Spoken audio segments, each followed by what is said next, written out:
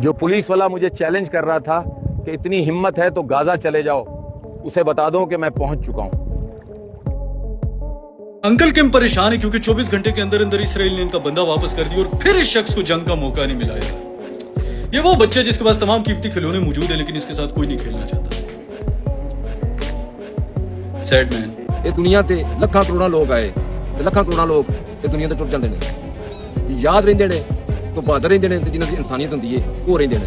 ਹੁਣ ਵੇਖੋ ਕਿ ਜਿਹੜੀ ਇਨਸਾਨੀਅਤ ਹੈ ਉਹ ਥੋੜੀਆਂ ਜਿਹੀਆਂ ਬੇੜੀਆਂ 'ਚ ਰਹਿ ਗਈ ਹੈ ਤੇ ਉਹਨਾਂ ਬੇੜੀਆਂ ਦੇ ਵਿੱਚ ਇੱਕ ਕੁੜੀ ਹੈ ਉਹ ਗਰੀਟਾ ਉਹ 22 ਸਾਲ ਦੀ ਉਮਰ ਹੈ, ਛੋਟੀ ਜਿਹੀ ਬਾਲੜੀ ਹੈ। ਸਾਈਂ ਉਹਦੇ ਪਿੱਛੇ ਸਾਈਂ ਜਾਉਂਦੇ ਨੇ ਉਹਦੇ ਵਾਰਸ ਤੇ ਜਿਨ੍ਹਾਂ ਦੇ ਸਾਈਂ ਜਾਉਂਦੇ ਹੁਣ ਨਾ ਉਹ ਪਿੱਛਾ ਵੀ ਕਰਦੇ ਨੇ। ਉਹ ਸ਼ਮਾਲੀ ਕੋਰੀਆ ਦੇ ਸਦਰ ਨੇ ਕਿਹਾ ਕਿ ਜੇ ਇਸ ਕੁੜੀ ਨੂੰ ਕੁਝ ਹੋਇਆ ਨਾ ਤੇ ਮੈਂ ਤੁਹਾਡੀ ਤਹਿਸ-ਨਹਿਸ ਕਰ ਦਿਆਂਗਾ। ਇਹ ਸਾਈਂ ਮਗਰ ਜਾਉਂਦੇ ਹੋ ਨਾ ਤੇ ਫਿਰ पीछा भी करते हैं तो फिर पालन भी करते हैं। तो क्या हाल चाल है दोस्तों, वेलकम है आपका हमारे YouTube चैनल पर। दोस्तों आज की वीडियो कोई इंटरटेन पर्पज के लिए नहीं है बल्कि आज की वीडियो फलस्तीनियों के साथ सारे यकजहती के लिए। हमारे पाकिस्तानी सेनेटर मुश्ताक साहिब का एक अभी रिसेंट बयान आया जिसमें उन्होंने कहा कि जो पाकिस्तानी खामोश रहेगा वो भी उतना ही मुजरम है जितना कि वो लोग मुजरम है जो फलस्तीनियों पर जुल्म कर रहे हैं। खास तौर पर उन्होंने सोशल मीडिया पर आवाज उठाने का कहा है, वो भी भरपूर तरीके से। तो ऐसे में आपने अक्सर देखा होगा मेरे चैनल पर फनी वीडियो अपलोड होती है, लेकिन आज हम सिर्फ और सिर्फ फलस्तीनियों के लिए वीडियो बनाएंगे और उनके साथ सारे यकजहती करेंगे और देखेंगे कि वहां पर क्या हो रहा है, इंटरनेशनल ताकतें क्या कर रही हैं, फलस्तीनियों के साथ कैसे दगा किया जा रहा है। तो आज की वीडियो को आपने लाजमी से एंड तक देखना है और भरपूर तरीके से इसे सपोर्ट करना है, ज्यादा से ज्यादा लोगों को शेयर करना है। और आप भी अगर सोशल मीडिया पर कोई भी पोस्ट कर सकते हैं किसी भी हवाले से तो जरूर कीजिएगा फलस्तीनियों के हक। दोस्तों आपने ये नहीं सोचना कि एक पोस्ट से क्या होगा, इससे बहुत कुछ होता है, बहुत दबाव बनता है। सेनेटर मुश्ताक अहमद, सल्यूट है सर आपको, आपकी बहादुर माँ को जिन्होंने शेर दा पुत्र पैदा किया है। आप एक मिसाल है मुसलमानों के लिए, आपने प्रूव किया है कि आप रियल मुस्लिम हैं। अल्लाह पाक आपकी हिफाजत फरमाएगा इंशाअल्लाह। और उन तमाम लोगों की जो फोटेला की तरफ गए हैं, हमारी दुआएं आप लोगों के साथ है, कुछ नहीं होगा आप लोगों को इंशाअल्लाह।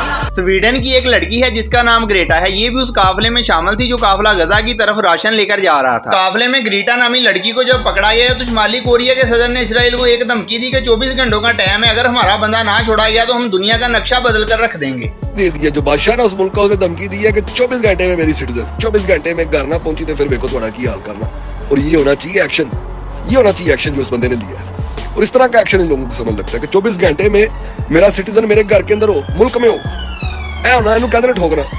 और उसके बाद क्या हुआ, धमकी के बाद अगलों ने तमाम जितने भी कश्तियां रोकी थी, जितनी भी, सबको डिपोर्ट करने का फैसला कर लिया कि इसराइल से उनको यूरोप में डिपोर्ट किया जा रहा है। दोस्तों ये लड़की पहले भी फलस्तीन में फलस्तीनियों के लिए राशन लेकर जा चुकी है। इसराइल वालों ने इसे पहले भी पकड़ा था लेकिन उन्होंने ये कहकर इसे छोड़ दिया था कि अगर तुम दोबारा यहाँ आई तो तुम्हें कत्ल कर दिया जाएगा, लेकिन ये लड़की फिर दोबारा वहां पर पहुंच गई। इसी लड़की के लिए शुमाली कोरिया के सदर ने इसराइल को धमकी दी थी। धमकी के बाद इसराइल ने टोटल 4 लोगों को छोड़ा है जिसमें ये लड़की भी शामिल है, इन्हें डिपोर्ट कर दिया गया। ये 22 साल स्वीडन की लड़की है जो गैर मुस्लिम है, इसका नाम ग्रीटा है। ये कुछ अर्सा पहले भी गजा के लोगों के लिए इमदादी सामान लेके गई थी, तो इसको धमकी दी गई थी कि आइंदा अगर आई तो जान से मार दी जाओगी।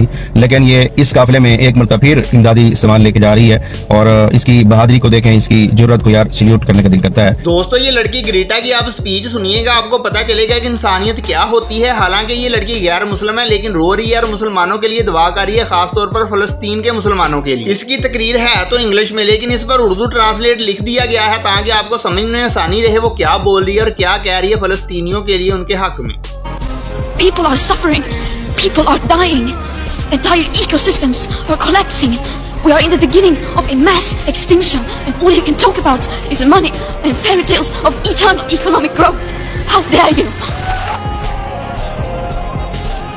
दोस्तों ये वाली लड़की एक यहूदी लड़की है और अमेरिकन सिटीजन है। इसकी बात सुनिएगा, ये भी सिर्फ इंसानियत की बात कर रही है और कह रही है कि इसराइल फलस्तीनियों पर जुल्म कर रहा है और अमेरिका उसका साथ दे रहा है। अमेरिका से लिए गए पैसे और असला फलस्तीनियों पर इस्तेमाल हो रहा है। 57 इस्लामी ममालिक में किसी के पास गैरत नहीं है, सारे के सारे नकारा लोग हैं। As a Jewish person and as an American, I am horrified by the Israeli government's massacre of well over 65,000 Palestinians in Gaza. I am ashamed and infuriated that this mass murder is funded by our American tax dollars. I know that my call for a liberated Palestine comes from a desire for mutual safety of all people. Israel असल में यही चाहता था, इसीलिए उसने बमबारी करके सारे फलस्तीन को तबाह बर्बाद कर दिया ताकि दोबारा इसे तमीर करने के नाम पर लोगों को वहां से निकालेगा और फिर दोबारा से हर जगह पर अपना कब्जा जमाएगा, अपने हिसाब से चीजें रखेगा और अपने इलाके कब्जे में रखेगा। अब वो यही चाहता है कि लोग वहां से निकल जाएं सारे के सारे। इसराइली आर्मी चीफ ने गजा पर कब्जे की मंजूरी दे दी है। गैर मुल्की खबर रसाई एजेंसी के मुताबिक इसराइली फौज के सरबराह ने गजा जंग के अगले मरहले की मंजूरी दे दी है। इसराइली आर्मी चीफ का कहना है कि गजा पर हमलों की शिद्दत में इजाफा किया जाएगा और इलाके पर दोबारा कब्जे के लिए दबाव डाला जाएगा। 1967 का जो इसराइल था वो एक छोटा सा मुल्क था, लेकिन उसके बाद इसराइल ने जो आसपास के हमसायों के बॉर्डर के इलाके थे उन पर कब्जा करना शुरू कर दिया था। अब इसराइल पहले से काफी बड़ा मुल्क बन चुका है। अब जो ग्रेटर इसराइल का उन्होंने नक्शा तैयार किया है यहूदियों ने, वो इतना बड़ा है कि उसमें आसपास के सारे ममालिक शामिल है, यहाँ तक कि सऊदी अरब से लेकर और मुल्क भी उसमें शामिल कर दिए हैं। इसराइल चाहता है कि गजा समेत जो दरियाए उर्दन का मगरबी किनारा है वो तमाम जो बस्तियां हैं उनको भी इसराइल में शामिल किया जाए। जो शाम है, शाम के बहुत से इलाकों को इसराइल में शामिल किया जाए, उर्दन को, लिबनान को, इराक के बहुत से इलाके और मिस्र के बहुत से इलाके, और कुछ जो ग्रेटर इसराइल के जो नक्शे हैं उसमें सऊदी अरब के कुछ जो हिस्से हैं उनको भी शामिल किया गया। और बांग्लादेश ने भी इंटरनेशनल सतह पर अक़वाम मुत्तहिदा में खड़े होकर फलस्तीनियों के हक में आवाज बुलंद किया। उसने कहा है कि इसराइल जो भी कर रहा है दिन की रोशनी में सबके सामने कर रहा है और इसकी उसे सजा मिलनी चाहिए। ये फलस्तीनियों पर जुल्म कर रहा है। बांग्लादेश के बुरी सदर डॉक्टर मोहम्मद यूनुस ने ऐसा कहा अक़वाम मुत्तहिदा में। गजा के लिए कुछ ना करने पर तारीख और आइंदा नस्लें हमें कभी माफ नहीं करेंगी। बांग्लादेश के बुरी सदर डॉक्टर मोहम्मद यूनुस का अक़वाम मुत्तहिदा की जनरल असेंबली से खिताब, कहा कि गजा में नस्लकुशी दिन की रोशनी में और सबके सामने हो रही है। इसराइल गजा में नस्लकुशी कर रहा है और अक़वाम मुत्तहिदा की इंक्वायरी रिपोर्ट से ये वाज़ेह भी हो चुका है। डॉक्टर मोहम्मद यूनुस ने आलमी बरादरी पर जोर दिया कि फौरी और मौसर इक़दाम किए जाए ताकि दोस्तों फलस्तीनियों के लिए इमदादी सामान लेकर जो काफिला जा रहा है जिसे ग्लोबल स्मूथ फ्लोटिला के नाम से जाना जाता है, इसमें दुनिया भर के लोग शामिल है। इसमें 47 ममालिक के लोग शामिल है, जिसमें 80% लोग वो हैं जो गैर मुस्लिम है। इसमें 20% सिर्फ मुसलमान शामिल है। बहुत सारी कश्तियां शामिल है। एक तुर्क कप्तान सबसे पहले फलस्तीन पहुंच चुका है। समूद फ्लोटिला में शामिल तुर्क कप्तान ने तारीख खत्म कर दी। जहाज मकीनो गजा का महासरा तोड़ने वाला पहला जहाज बन गया। सहूली फौज को चकमा देकर साहिल पर जा पहुंचा। जहाज यूनानी है, कप्तान तुर्क है। गजा पहुंचने पर इसराइली फौज ने जहाज को हाईजैक कर लिया। ग्लोबल स्मूथ फ्लोटिला वो काफिला जो इमदादी सामान लेकर जा रहा था फलस्तीनियों के लिए। इसमें 2 कोलंबियन औरतें भी शामिल थी जिसे इसराइलियों ने पकड़ लिया था। जब कोलंबिया वालों को पता चला कि हमारी 2 समाजी कारकुन इसराइलियों ने पकड़ लिए, तो उन्होंने जितने भी कोलंबिया में इसराइल के लोग मौजूद थे उन सबको, खासतौर पर जो सफारती लोग थे, उन सबको वहां से उन्होंने निकाल दिया और कहा निकलो यहाँ से, तुम्हारा कोई काम। कोलंबियाई खवातीन की गिरफ्तारी के बाद मुल्क में मौजूद तमाम इजरायली सफारतकारों को मुल्क बदल किया जा रहा है। अब ये कितना बड़ा स्टेप है कि सिर्फ 2 खवातीन, हमारे भी 2 बंदे हैं, एक साहब जो है वो आजाद कश्मीर से और एक सेनेटर मुश्ताक, इनको ये भी इस फ्लोटिला के अंदर शामिल थे।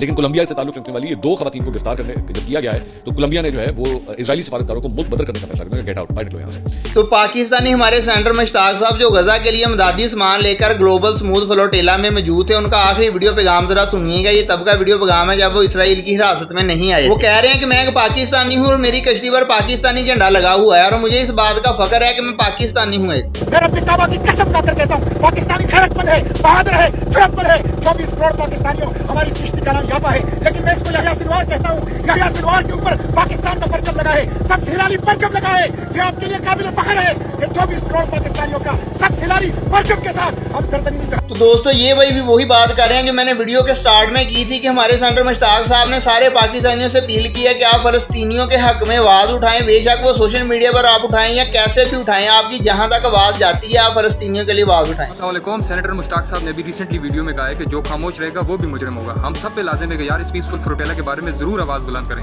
हम इस फ्लोटिला में शामिल भी नहीं हुए हैं, अब हम इसकी खातिर आवाज भी ना उठाएं तो क़यामत वाले दिन ये मजलूम लोग हमें कभी भी माफ नहीं करेंगे। और खास करके ये वो लोग जो फ्लोटिला